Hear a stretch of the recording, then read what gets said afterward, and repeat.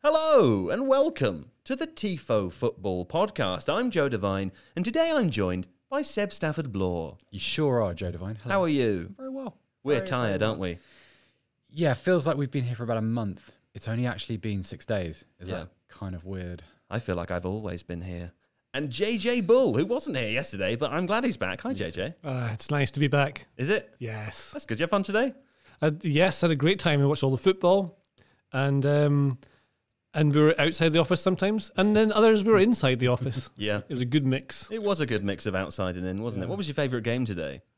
My favourite game, I think, was talking about the Mallard, the potential new Batman villain. Yeah, it's true. The Mallard. It was just a game where we... That's what the Mallard. What does the Mallard do? Not really anything, but if you feed it too much bread, it dies. That's the Mallard. Right, anyway, we'll be talking about Denmark, Belgium, the Netherlands, Austria, Ukraine, North Macedonia, and Tottenham, would you believe it? Plus, we've got JJ today and not tomorrow, so we'll do a little bit of Scotland previewing ahead of the England game, because England will probably win, and then we'll only talk about them. So it only seems fair to do that bit now, doesn't it? Yeah. But also, can I remind you that if you haven't already, I would encourage you to subscribe to The Athletic. Now, The Athletic is probably the best place online for you to read about football and indeed 10 other sports, I should say. Lots of American sports there too, plus boxing. I don't know if you'd classify that as an American sport, because you wouldn't, because it's Global sport. It's a global sport. Global sport, yeah. But other sports are available, and some of the best writers in the world on those things. In fact, you read a piece earlier that you really liked, didn't you, JJ? I did. It was about Memphis Depay. It's called Memphis Depay, From a Lost Soul in Manchester to the Netherlands' Leading Light. It's great. It's all about, it's a lot of inside detail about when he moved to Manchester United, why that went wrong, why it's subsequently gone well. And I'm going to stop talking in that particular pattern. Doesn't feel like you've only got anywhere else to go. That's the only way I can talk from now on. Well, he did lead the way a bit today. He scored a goal from penalty. Who wrote that? Simon Hughes wrote that. Good old Simon Hughes. Well done, Simon Hughes. Yeah, There we it's go. a good piece. But yeah, I would subscribe just for that. Well, if you want to do that, you can visit theathletic.com/Tifo, and that's a great place to go to do that. So go to do that at theathletic.com/Tifo. I believe you can get a 30-day free trial, so you can try it out, and if you don't like it, just don't pay, and it's fine. Right, that's all from the intro. We'll be back after this bit of music, and after I say I'll leave you in the warm hands and the cool embrace of JJ Bull and Seb Stafford-Bloor. Here is the intro. Okay, let's begin with Denmark-Belgium. Denmark won to Belgium, a story not told by the XG, but we'll come to that. My first point to make is, Seb, of course, ultimately, Kevin De Bruyne came off the bench and took the game completely. But prior to that, Denmark were out of the gates very, very early. They were aggressive, they were fast, they were fired up. And aside from the lovely vertical, at times, football that they played, it was actually quite a moving game, wasn't it?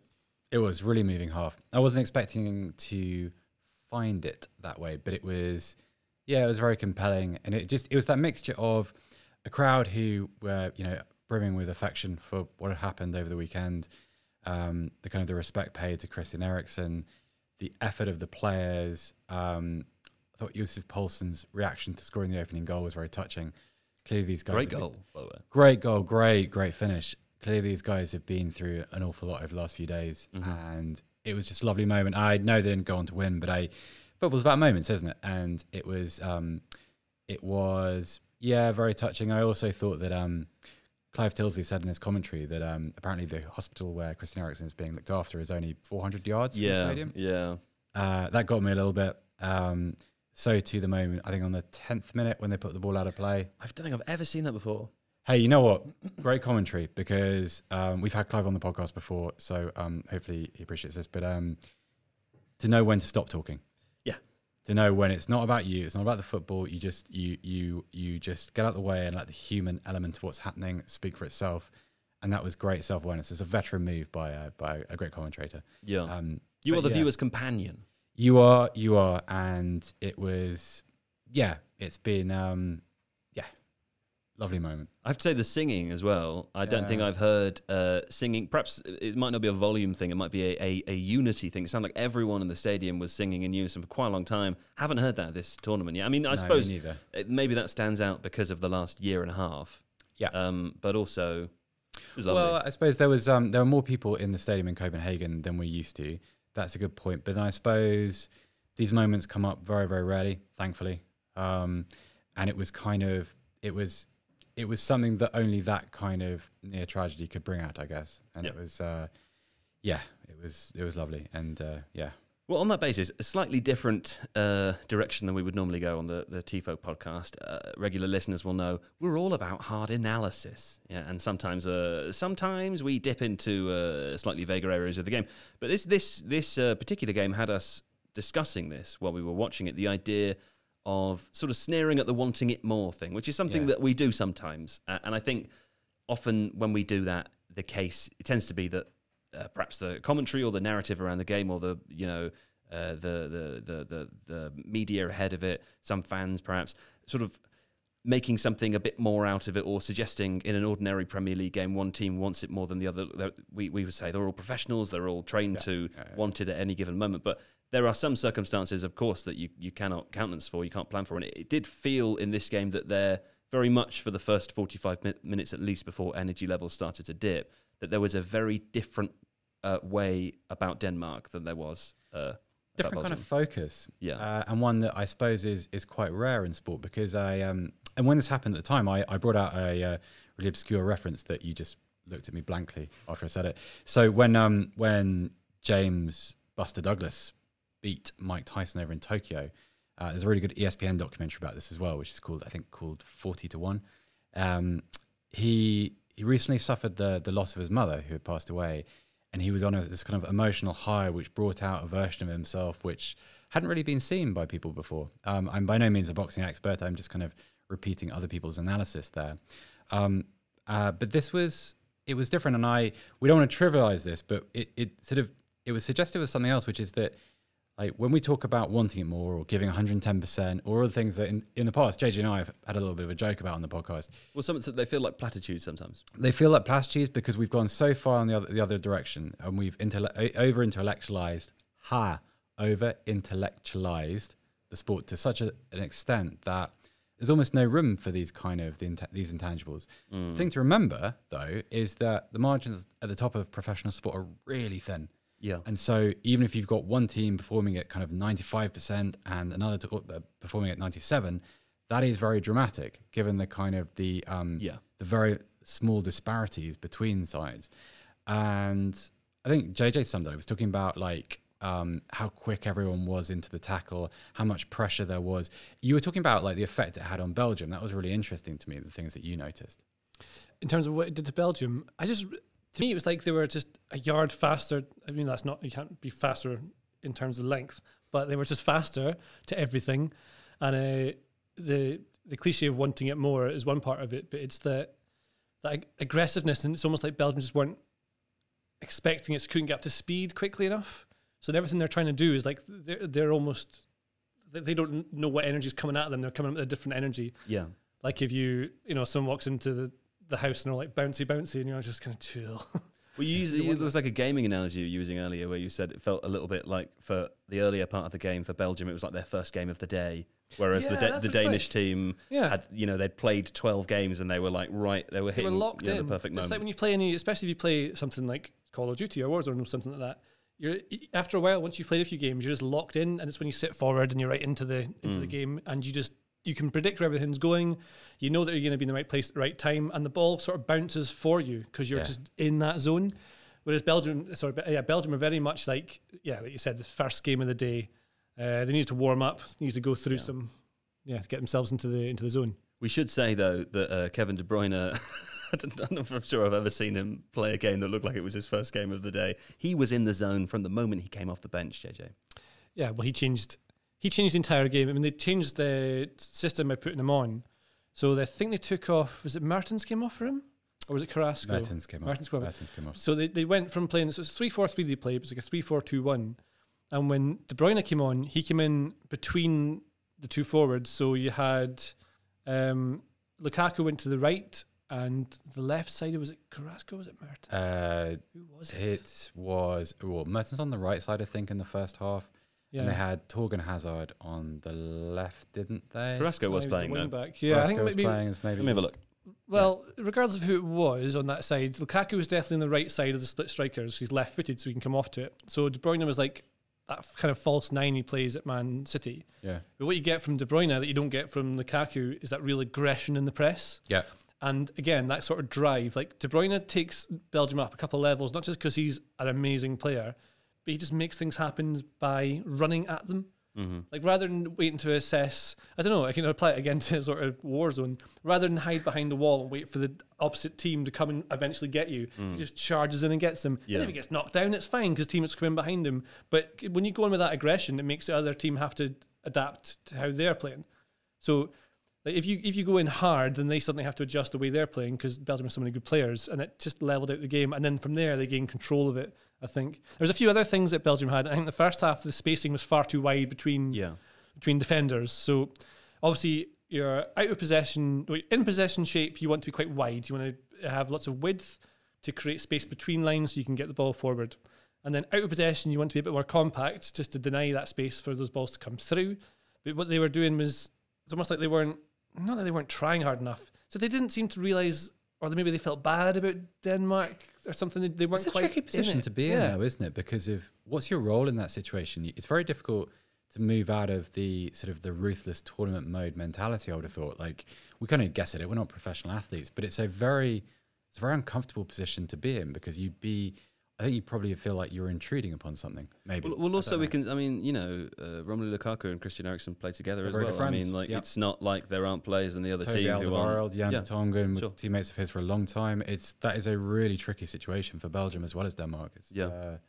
Just to clear up the formational point, it was Carrasco on the left. It was Torgan Hazard in the left wing back role, according to the app I just looked at. Seb, I want to talk about Kevin De Bruyne a little bit more because. Yeah. His impact on the game was magnificent. I mean, it's one of the best, albeit only half a game of football, one of the best performances I think I've seen so far in the tournament. It's up there for me with what Pogba did for France, what Bale did for Wales. Unbelievable. And his link play with Lukaku, stunning. Yeah, you know what's really telling is that Kevin De Bruyne played 45 minutes of that game, and yet he jumps out as the only topic worth talking about from a technical perspective. Also, and someone in the comment section was quite right, said something like he was world class and he had a broken face. And yeah, that's kind of true. Like he's probably in a little bit of physical discomfort possibly, but he hasn't played since the Champions League final. Hasn't played any competitive football, which is very different to conditioning and training, and just, doing laps on a training pitch. Steps onto the pitch at the highest level of the game and dominates the game. And it's so much better than anybody else that's already there. I know it's a really trite point, and I'm going to express it in a very kind of generic way, but he's so good. So good. Yeah, and it's kind of scary. Also, the moment when he created the equaliser, another cliche, sorry about this, but it was that moment where he just did have more time than everybody else in that moment. Like Lukaku makes the burst, makes a great decision, and De Bruyne is the only player on the pitch in that moment who knows exactly what's happening around him, exactly what the right ball is to play in that moment to take advantage of the numerical superiority, plays it, executes it perfectly, goal. And his own goal. It's like he's playing FIFA from a bird's eye view instead of from the perspective of a player. You know what it's like? There used to be, on the old Madden games, there used to be this facility where, like, if you threw an interception, you could press a button, and it would give you the chance to do it again. So you made a mistake. It was like I forget what it's called, like rewind or something. Sure. And so watching him, pretty much, yeah. For limited players like me. And it was like watching someone who had already made a mistake, rewound, and thought, now I know where I'm going. I know what to do. I know what the outcome is here. I've seen all of this before. Here's the ball, goal, 1-1, game changed for good. Yeah. And his goal was, I mean, we talked about this at the time, like the kind of the fallacy of criticizing goalkeepers for getting beaten in their near post.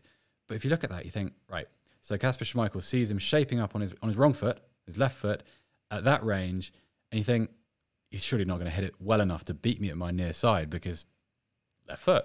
and yet he's good enough. And it's curves from out to in as well, doesn't it? Perfect. That's great. Perfect hit. Everything that's weird about it, if you think about it, is that Roberto Martinez basically goes from being a bad manager and having wasted this bunch of players by losing to Denmark to suddenly being a great, or as expected, or a good manager. Speaking of cheating. Yeah, because he's just put on Kevin De Bruyne. It's not like, I'm a tactical master. This manager's impact subs are really thoughtful. Yeah. Just the best player in the world. Does he know? Yeah. But that's the thing. It's like, I mean, the tactical change obviously is that you put De Bruyne through the middle and makes a difference. But he only didn't play him from the start because he couldn't, because his face has been caved in. Yeah. There must be something about Roberto Martinez though, because I remember watching Belgium under Wilmots, and goodness, they could be bad to watch. Like, you had not quite the same level of talent, but not far off. It was pretty much the same group of players, with a Fellaini here and a Divock Origi there.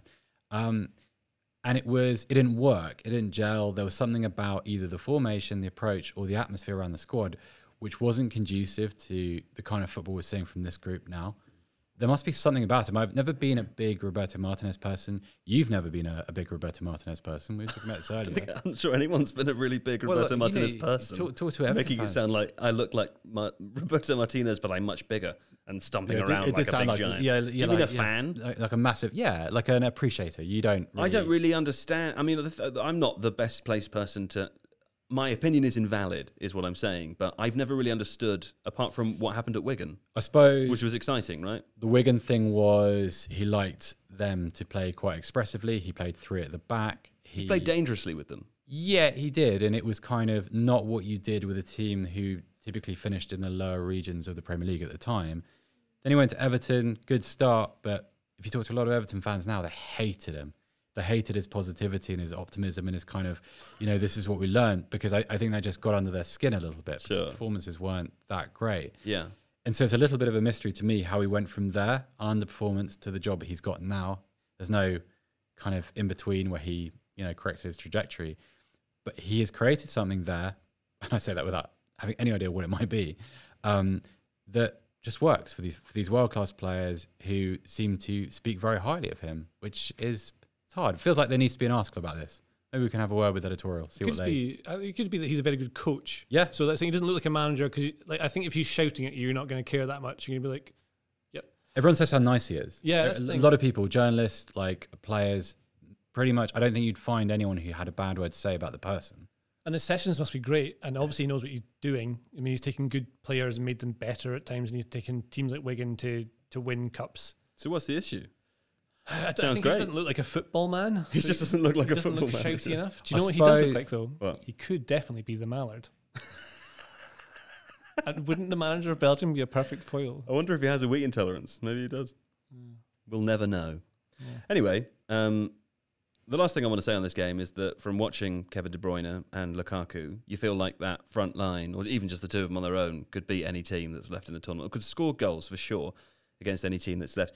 Is it, JJ, the defence that might let them down? Because at times today, they looked pretty slow. I know we've talked about them being off the pace, but there have been comments before the tournament about the age of the squad. I can't remember the statistic, but there's a huge number of players who were into their 30s.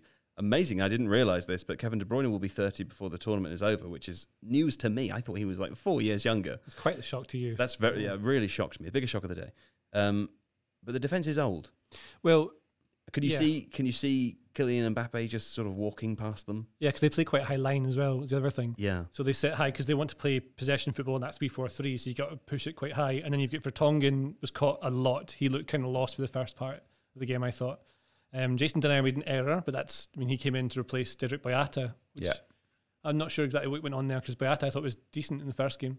And Alderweireld is not as young as he once he was. And no one technically is, because even I'm now older than I was 5 seconds ago, for example. Sure. Logic and time. And yeah, I think that's...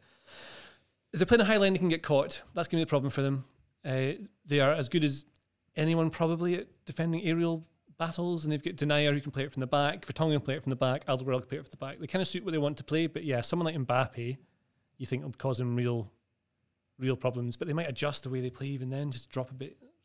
There's ways to do it, but yeah, that's where they're weakest, I would say. And then the midfield too, Tielemans was good today, I thought. Then Donker, I'm not so sure about it. I thought they lacked a midfield for a lot of the game, it seemed like, and that was maybe why they were getting at the defence so often. There's no real protection in front of them. It said, I saw it on Twitter, I forget, I think it was Philippe Auclair said there's a huge Axel Witsel shaped hole in that midfield. I wonder what they could do to plug it.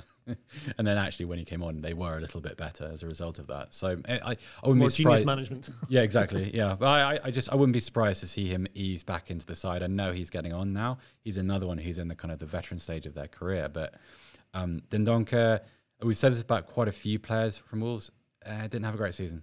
I feel like there's a little bit of a hangover in this tournament from that. I think I'd be Witsel for me. Witsel and Tielemans feels quite nice, I think. Okay. Well, that was Denmark and Belgium, and we'll be right back after this.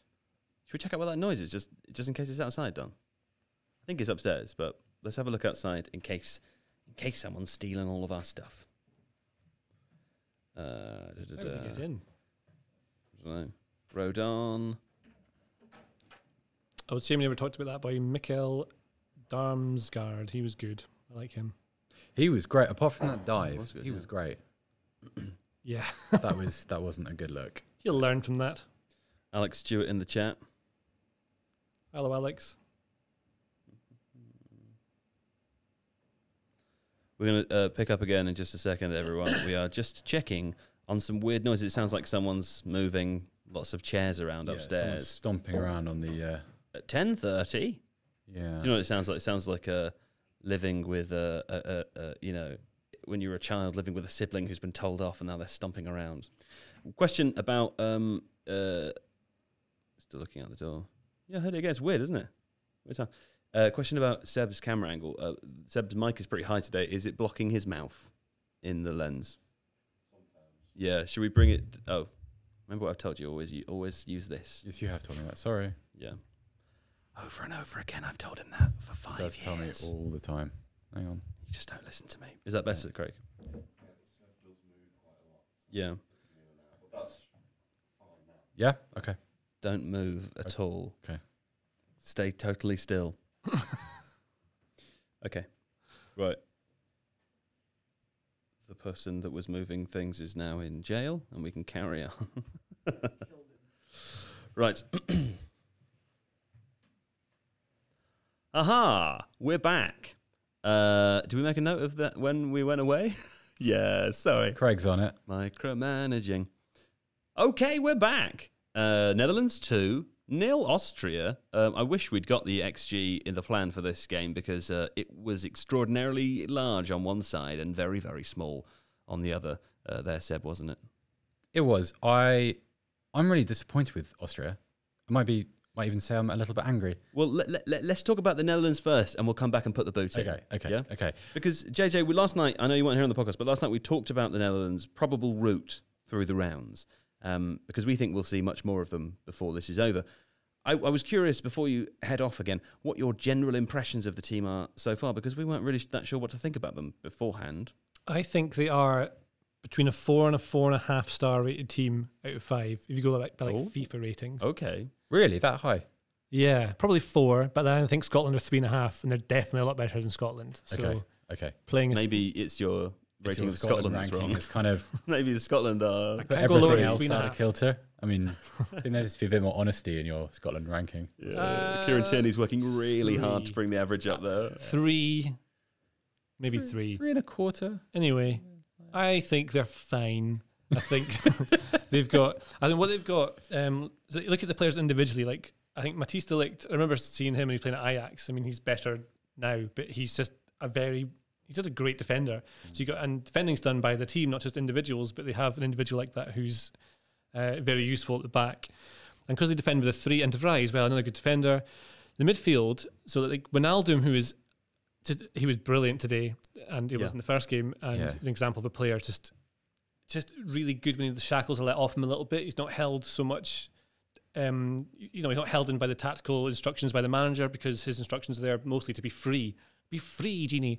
He's the free Genie. That was nice. No, I don't even mean that. That's how good I am. Frankie de Jong, I really like him as well, and he keeps coming short to get the ball and then dragging What's not to forwards. Well, I'm sure he's a nice boy. He can run with the ball, passes a lot. You keep the ball in midfield. They've got that good midfield 3 that you need to keep hold of the midfield. Keep saying midfield a lot. And then the two wing backs basically do what you want them to do. They are fast. They can hit a ball into the box, and they sometimes get into the box to meet each other's crosses. And then Memphis Depay floats around as your kind of 10. He's one of those players that you always expect more to come out of him because you know he's got it in him. Yeah, yeah. And when he peaks, we'll know all about it. It'll be everywhere. He'll peak everywhere. And then you've got Weghorst up front, the big man, which I think is very important in these international tournaments, is having someone to aim the ball towards. What are you laughing at? So having Weghorst up front is important. And that's the thing with like this De Boer team, is that they're not scared to put the ball long up to him. So the thing about Holland teams in the past, or Netherlands teams, I should say, is that a lot of them they'll pass too much, and it's too easy to slow them down, bring the tempo right down, and you block them, they don't score. If you just then have the option to hit it long to Weghorst, he can either take down the chest, head it on, threat from corners, set pieces, hugely valuable, like we've been talking about in some of our Tifo IRL videos. And then they're cliches. You want to be able to mix things up, but you want to be able to change your tempo. It's really important. And we said in the last podcast, I think it was on, they were slow to build. What's that face? Sorry, I can't stop crying. Sorry. Joe's crying. Carry on. It's been quite a long 6 days, hasn't it? In the last podcast, I talked about the Netherlands on. So they're quite slow to build and they'll go long very quickly. And being able to do that, being able to mix up your tempos and be able to go short, long, medium, makes you harder to play against and just gives them more options. So I think this team could be, say it was, who's the... what's the Duckman manager of Belgium again? Roberto Martinez. Were he in charge? They would play the Mallard. If the Mallard were in charge of the Netherlands and they were closer together at 3-4-3 and just passing it, I think they'd be much easier to play against. They wouldn't be. They create more, but they'd probably be easier to get at. Yeah. Whereas this Holland team's harder to break down because they're not the strongest they've ever been. So if you can get the best of both worlds, being hard to break down defensively, but also then just having players that make use of that system. So they're 4 stars. I quite like that Weghorst Depay combination. Yeah. Like we've talked about Weghorst before on this, on the podcast, and I'm a little bit surprised nobody takes more interest in him, like, transfer wise. Alex Stewart takes a lot of interest in him. Yeah, but I mean, I just mean that he seems kind of, from a Premier League perspective, I know we're not trying to make it a Premier League centric podcast or discussion, but like he's purpose built. Like he's brilliant at a lot of things. He's not the quickest, but he's like the modern interpretation of the target man. You put a Memphis Depay around him, like if you allowed that combination to develop over time, it could be really, really special. And I don't know. I look at those two, and I see flaws in Netherlands. Sorry, I see flaws in their defense. Like don't trust the goalkeeper. Not sure he's the best goalkeeper of the tournament. He's a very middling kind of player. It's Stecklenburg, isn't it? Yeah, still Stecklenburg. Patrick Van Arnholt, I think, has his issues, and I think we've seen that at Palace.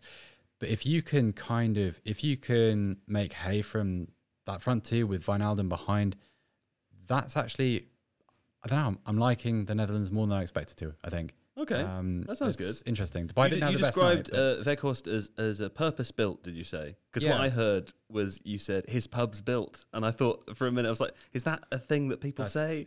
Like when he's ready for it, his pub's built. It's already there. I shall reflect on what I said there when I go home tonight and go to bed at the Old Red Lion Theatre Pub, which is in Angel Islington. Funny you should mention that, the Old Red Lion. It's really comfortable, best nice pub to watch football in London. Friendly staff, great screen, good food. Yeah. Just really fantastic nice place. experience. And if you go to the bar, ask for Uncle Damien. Yeah. He probably won't be there. Anyway, that's the Old Red Lion Theatre. You might be. Do that. He might be. Yeah. Can you put the boot into Austria now, please? I was looking forward to this bit because they were frustratingly poor. And can you look up what their XG was in this game? I can do. I'll tell you what. Why don't you fill 15 seconds? Fill 15 seconds. And I will do that. Just keep doing it. What else? What would the duck man really be good at? I know how to fill that. I can read you that quote that I liked. Oh yeah, please read me the quote. So there's a quote I found in the comment section below the Who Scored Match Center of Netherlands 2 Austria. Good website. And I would like to read it in the voice I think Zoltan has written it in. Zoltan's been a member since 15th of February 2020. Details all important. And were this to be on the audio podcast, it would be nice with a cool bed music, like a quite horror type of music. Yeah. Just so you know. What is this clueless disaster called Depay going to do in Barcelona? Question mark. He has no sense of goal in him. If it were up to him, The game would end with 1-0. He will never find a goal. He found a goal in the game. He did, yeah. That's Zoltan. Anyway, put the boat in, Seb. Sure did. Right, so XG, Netherlands 3.46, Austria 0.72. That 0.72 is an absolute scandal because they were rubbish. Yeah. They were, Where'd they get that 0.72 from? I have no idea. I think we'd kind of tuned out by that point. Because when I asked you, it was after half time and it was 0.09, which seemed complimentary. My point is, Let's really get at them.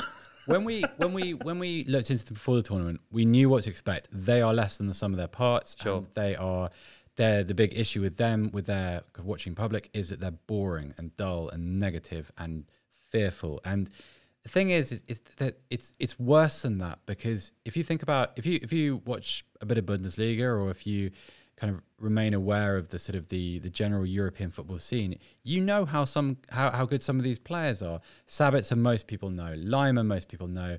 Liner, most people don't know, but will remember from the first game when he scored that lovely cushion volley. He's a very good player.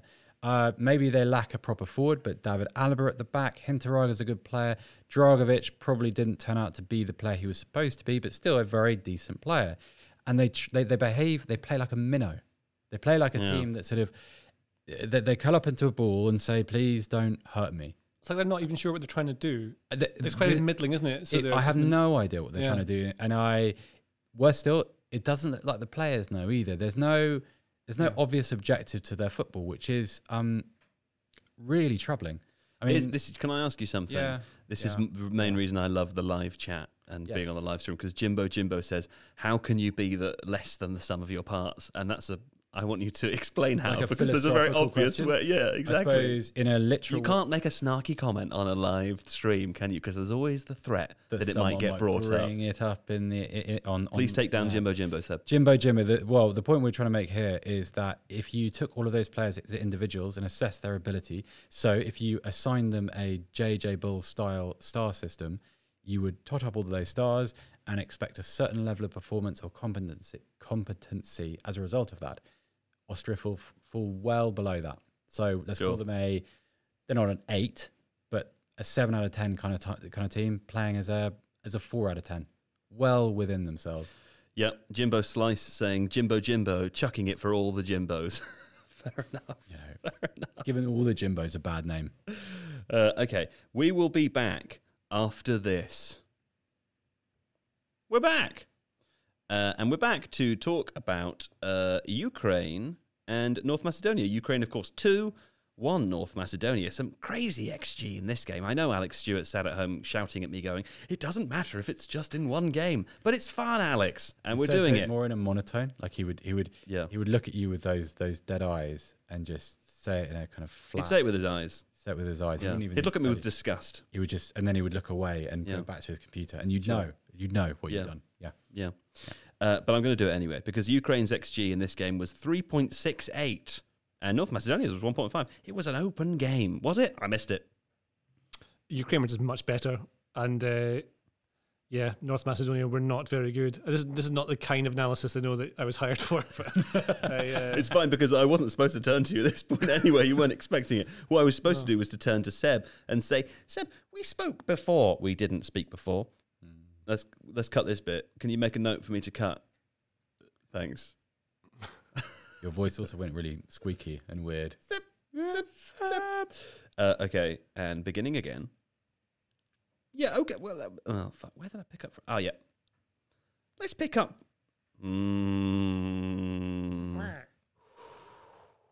Okay, we're back. And we're going to talk now about Ukraine, North Macedonia.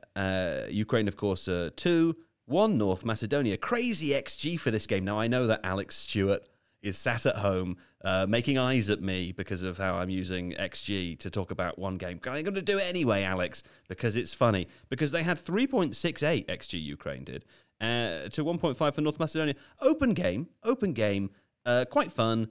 Not a huge amount to analyse. We'll talk a little bit afterwards about Ukraine's next game. Must win, of course. But the thing we want to talk about as it relates to this game, Seb, was seeing great players differently out of their club teams. Now, explain to me what I mean by that. Okay, so this was based on watching Malinovsky, who, if if you've watched Atalanta, you know he's a good player. But when you take them out of the context of their club side, player like that, and put them in a team where they move up the hierarchy of abilities, all of a sudden a couple of things tend to happen. First of all, you notice them more because when an international team has good players and isn't stuffed with good players, they tend to play a lot more of their football through that player, through that individual.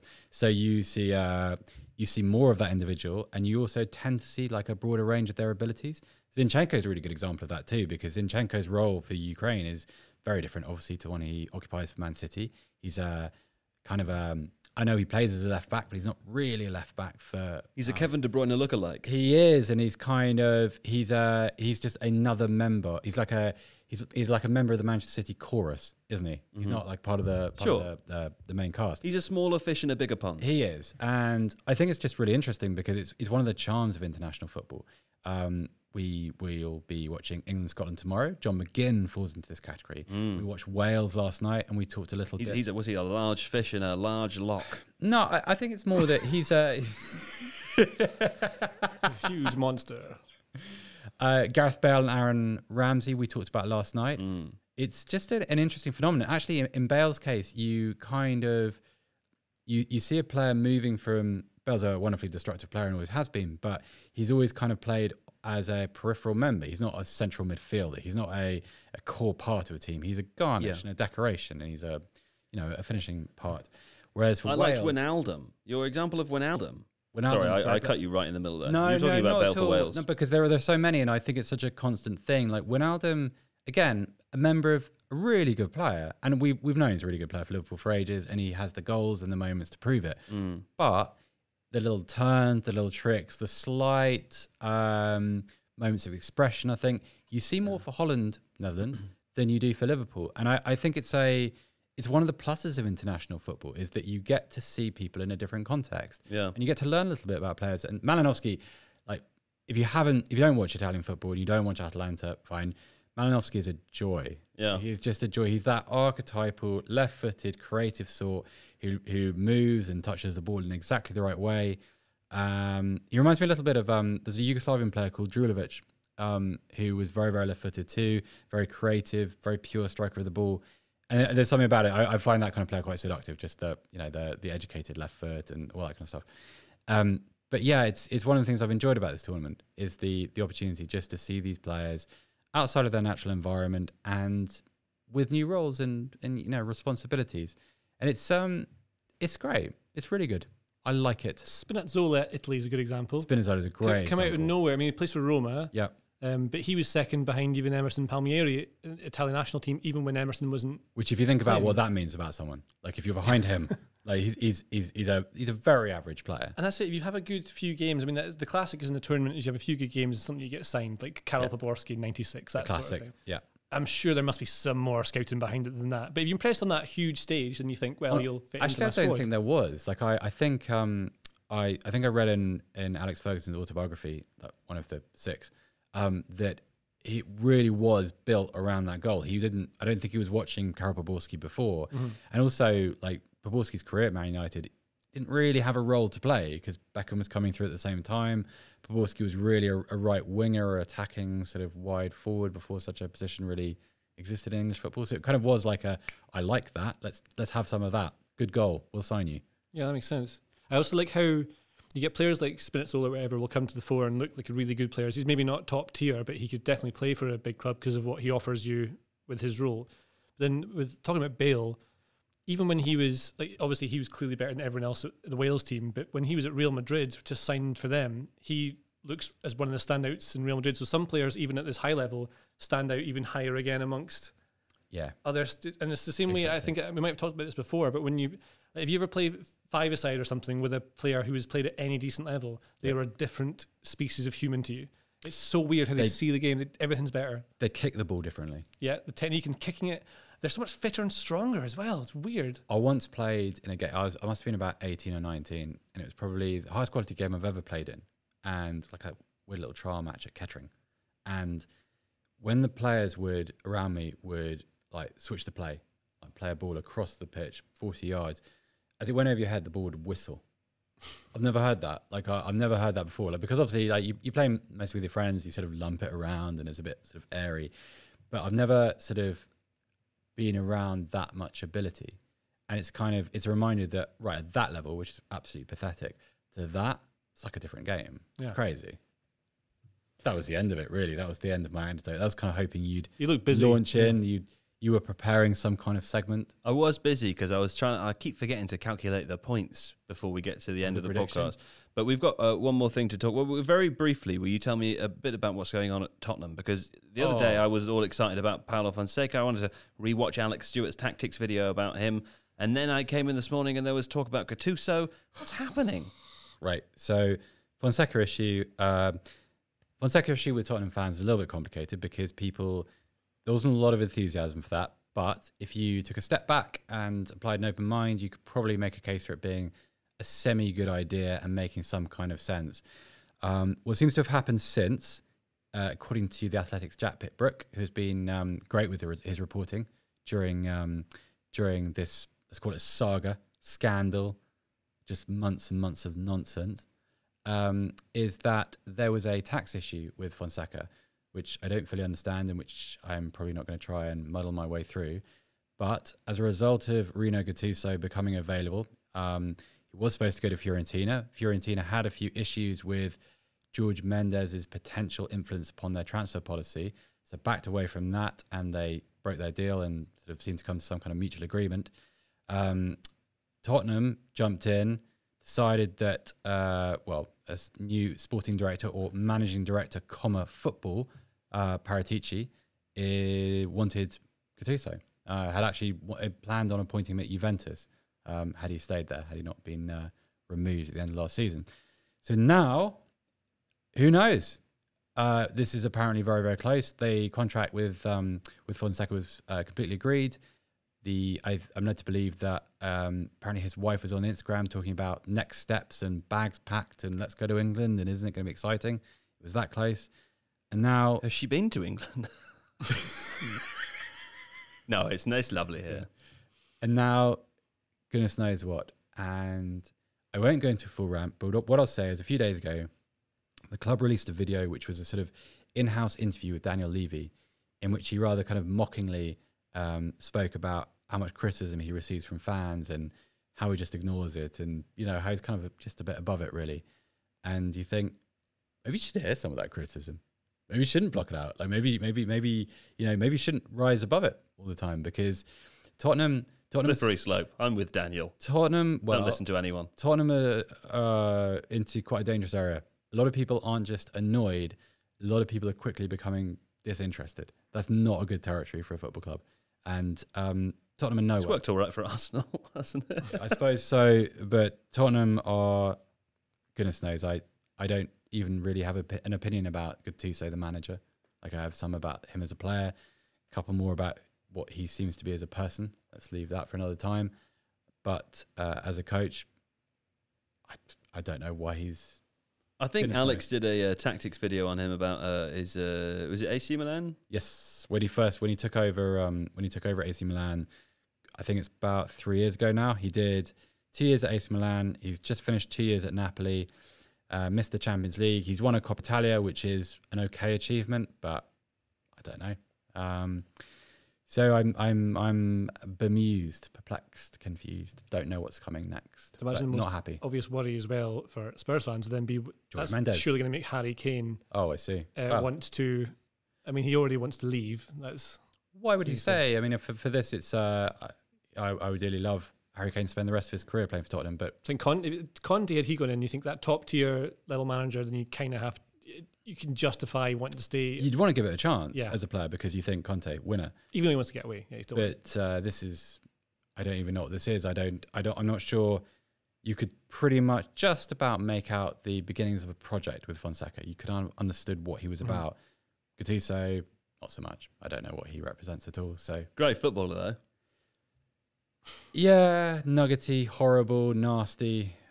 Great in that way, yeah, absolutely. Right, well, he was good in other ways. No, too, he was a good. No, he was very known for. I can see that you're on the edge here emotionally. I'm going to try and bring this back in. I think. I think. I'm not ready to talk about it. I'm too annoyed. I haven't. You put it on the plan. I felt like it was the right thing to do. I made. But he's after Austria. He's after Gattuso. This man's unstoppable. You know who could stop him, JJ?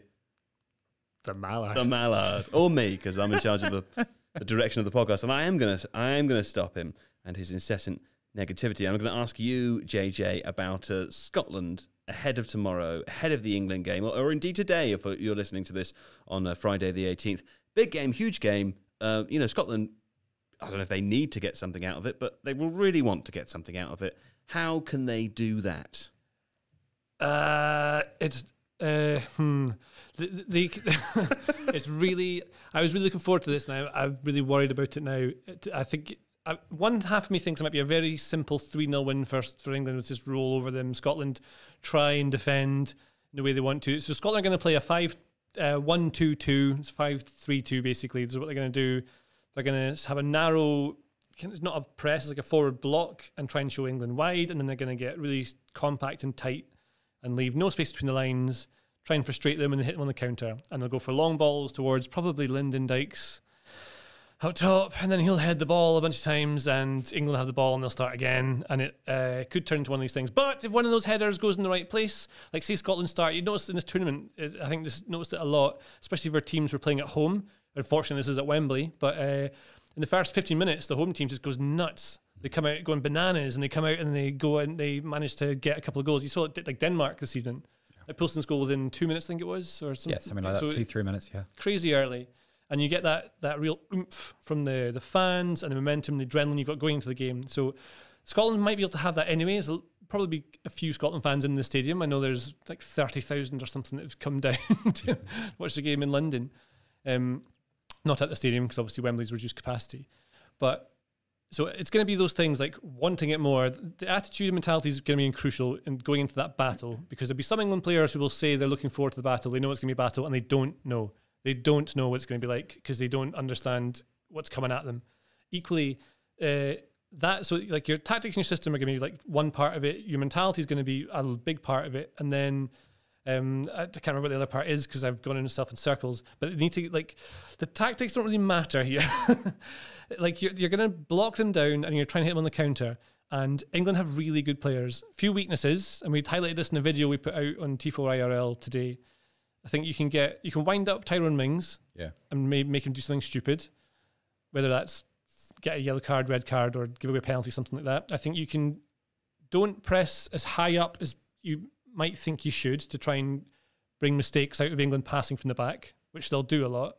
Harry Kane, if you can squeeze the space at the back long enough, he'll get bored and start dropping deep, and then he's not in front of goal to be able to score. Kick them. It's really, I've always thought that it's a really uncomfortable position to be in as an England player, because if it's just a cold, dispassionate match, 11 versus 11, no attitude, no energy, England win. And they should win. This thing, they're better players, yeah. But as an England player, you're kind of in a no-win situation. You win the game 3 or 4-0, that's what you're supposed to do.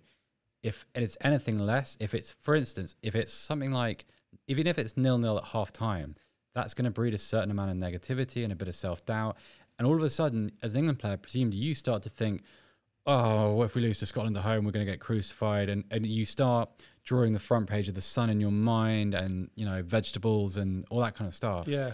And that's what the game's about. Yeah, it's about tactics and team selections. Yeah, of course. But these games, they've always been a little bit about all the other stuff, all the intangibles. And that's why I'm never comfortable playing Scotland. Like, I don't think I've ever gone into a game against Scotland thinking 5-0, because it's never really like that. Yeah, I think Scotland will try and kill the game, and that's largely what the system. When I say tactics don't matter, it's all relative, right? It's all you need the tactics, you need the players to turn up, and you need to get your game plan right. It's all part of the same thing. There are a few tactical changes I think Clark should make for this game. I think one, playing Shea Adams rather than Lyndon Dykes makes sense. If you play Dykes and Adams up front, all you're asking to do is hit long balls, which is going to head on to no one, because the only runner is one of the other big men. Okay, I think it's a pointless endeavour. It's just long balls inviting pressure onto yourself. Doesn't make any sense. I think so. Stephen O'Donnell plays at right wing back, and he's done well for Scotland. He's decent at delivering set pieces as well from that right wing. But it might be the case that you play this young guy called Nathan Patterson, who's at Rangers. He's like 19. I don't know if you've ever seen him play before. I haven't, no. He's really, really great. But it's a huge fixture. I think he's played his debut in one of the friendlies before the tournament started. And he only just got into the team at Rangers because James Tavernier was injured, so he was out, so he got in the first team. But he immediately was clearly good enough at that level. And he's clearly good enough for Scotland level, because I saw in the friendly when he played in, and he was phenomenal. He was doing Cruyff turns, going past players, and was really aggressive at attacking. And even if he might get beaten 1v1 defensively against Raheem Sterling, I think Stephen O'Donnell might too, because Raheem Sterling's great. So you put Nathan Patterson on, straight away, he's going to be fearless. He's going to be able to take you on, give you width on the right, which gives you a bit more of attacking oomph and a bit more balance across the pitch, which means Robertson can end up being isolated and turn up at the back post to attack something. Could be valuable. And also to keep the ball against England field. Billy Gilmore, honestly, could come in at some point. You've got to play Callum McGregor from the start to keep the ball. So he plays as like a 6 or an 8 for Celtic. And there was no one in that... Czech Republic largely blocked off the passes into Scott McTominay. But Scott McTominay's not a 6. He's an 8, goes box to box. So England's midfield should be against a 3, I think, with McGinn breaking from an 8 to become a 10. And then play probably Ryan Christie or maybe even someone like Ryan Fraser, someone quick to run off, or the headers are going to hit towards Adams or Dykes. Because it's going to be a lot of long balls over the top to ease pressure from England pressing high. Because this is the weird thing, and maybe the clever thing Southgate's done, is England aren't very attacking. They're quite defensive and quite rigid and very safe. So even when you think you've got them on the counter, you don't really, because there's people back. It means the game's kind of grind down, and where England can be quite boring to watch, I think, at times. And it's mostly because they don't really commit in the same way like Italy. Like high press, go, it's beautiful to watch, it's lovely. Belgium does something similar. It's really nice to watch to get tempo right. England, safety first, but that's something... They have like 10-minute spells where they're a little bit more aggressive, but then they seem to... I don't know whether it's a conditioning thing. It's game management. Yeah, it does seem like that. They have 10-minute spells where they really exert themselves and they are a little bit more expressive and a bit more aggressive, but then that fades away. I don't know whether that's intentional or not. But let me ask you, I think Scotland have been underestimated. You've been a little bit negative since that loss to the Czech Republic. I don't think anybody, like if there are England fans out there who are expecting 4 goals before half-time, nice and easy, nice and simple, I think that's kind of naive. Also, JJ, Murray Allen in the chat says, JJ, we won't win if you don't believe. There you go. This is all just... See, if England walk into this game thinking pretty much, it's Scotland, they're going to give us a battle, but secretly I know we're going to win. That's what a lot of players will be thinking. They'll get done in. Absolutely. And Scotland will try and kill the game, and it won't be like 3 or 4-0 from anything stupid that Scotland do. I mean, I don't think David Marsh will be quite so high off his line this time. But what you will have is that, they're going to try and kill this game, squash it down, and deny England the space that they want, and then rely on that couple of counterattacks you can get out of them, a set piece. That's the kind of thing that you can do, and then just battling it out and seeing out the game, playing it dirty, I think is the way. But they are good players. I mean, John McGinn, Callum McGregor, Scott McTominay, Kieran Tierney, they can play, and Andrew Robertson. They're all high tier players. I mean, would you say they're more likely to get 3 points from the England game or from the Croatia game? I think what Scotland will do is end up, I think I've said this before, I think they'll beat England or draw with England and then manage to get the result just below the one they need against Croatia. So they'll fail heroically, and it's something that I wish was not the case, but sadly is exactly the case every single time. And also something bizarre always happens with Scotland, like even like the women's team in the World Cup, when they got knocked out, it's because of that stupid penalty line rule where the goalkeeper have to have your feet on the line. Forgotten about that. It's like the first team to get called up on it, of course it's Scotland. Yeah. It's just something like this always happens. And now it's that David Marshalls get lobbed from 50 yards. So like, you know they were there because it's on the highlights reel. So that's... And also that like just getting beaten from 50 yards isn't enough. He then has to get tangled in the goal net and become a meme afterwards. It's a meme now, yeah. And that lives forever. Like, and it's not that I'm so much negative. It's just there's a certain level of pessimism that you not endure, but just are used to.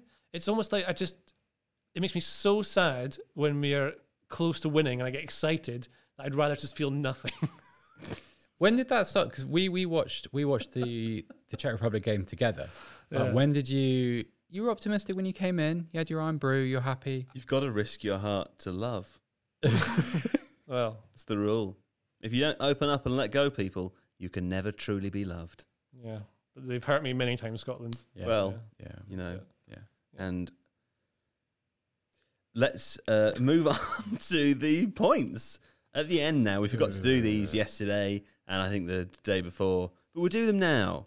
And Alex Stewart, hero of the hour, kindly listened back to the end of Tuesday's podcast just moments ago when I texted him. So he's given me what we said then. And I can tell you, JJ, that 3-point penalty that you incurred for forgetting to make your prediction has really done you a disservice here because you are now 3 points behind first place. Alex Stewart leads the way on 30. Okay. JJ following up with 33. I mean, that it is just I would be level if I hadn't done that stupid thing. Yeah. Seb next on 35. And I've brought the gap a little you smaller. had a perfect score today. I had a perfect score today. Yeah. What was it? It was the Belgium-Denmark game. Belgium-Denmark. You had It was 2-1. the Belgium-Denmark. Got it, I was got the it. only Spot person on. to say Denmark would score a goal. Yeah, Well yes, done. you were. And I was vindicated within minutes. You actually, there was a point where there was a fourth goal threatened, and it was one of the exciting situations where a goalkeeper gets caught up the pitch, and everyone's thinking, "God, score from It was 60 Kasper yards." Schmeichel up for the And corner. you were the only person in the world hoping that it wasn't going to go in. Well, I think quite a lot of people from Well, maybe the Denmark Danish also ones, yes. weren't were hoping that's that probably too. true, but you were, yeah. Anyway, I'm on 39, just 4 points behind you. I feel like I can make that up. I think if you can finish last, that would really make the tournament for me. I would enjoy that greatly. And I hope the Tifos are with me Right. as they're listening this evening. Nasty of Can we you. predict the next ones? Oh, of course, we need to predict the next games, don't we? And the next games are Sweden versus Slovakia. Sweden versus Slovakia, Scotland versus England, and presumably Croatia versus the Czech Republic, is it? Yes. So, Seb, would you like to go first with your predictions? Right, I think Croatia will beat Czech Republic 2-0. I think Slovakia and Sweden will finish goalless, and I fancy England to beat Scotland 1-0. Okay. JJ? I also think Croatia will beat Czech Republic 2-0. I think England-Scotland is 1-1. And I think Sweden versus Slovakia is 1-2. Okay, I'm going to throw a spanner in the works here. Interesting. I think Croatia and the Czech Republic is going to be 1-1. Okay. I think England will beat Scotland 3-1. And I think Sweden and Slovakia will be 0-0. Yeah. Okay. There we go. It's very exciting, You've isn't abandoned it? your remember 1-1 those. for all the Tried to- games tactic. Well, it didn't work. It didn't serve you that well. It didn't Seriously work. now. He still had Yeah, loads he's- of- Thinks he can beat you. That's why. Didn't work. He's- Yeah, I'm gonna try. And take it He's seriously. he's found something that he wants to achieve in this, and now he's like it's. Now he'll try. Now he believes. It's like you in Scotland. Absolutely. Right. Well, that's probably the end, isn't it? There. Thank you so much to everyone for listening today. Hope you enjoyed this episode. We will be back as usual tomorrow to discuss all of the day's games and events and other themes. And JJ, you're away for a couple of days now, but you'll be back next week, won't you? I sure will. I think I'm back on Sunday. Possibly Yes, you could be. are. Who knows? Well, enjoy the game tomorrow. I'm going to try.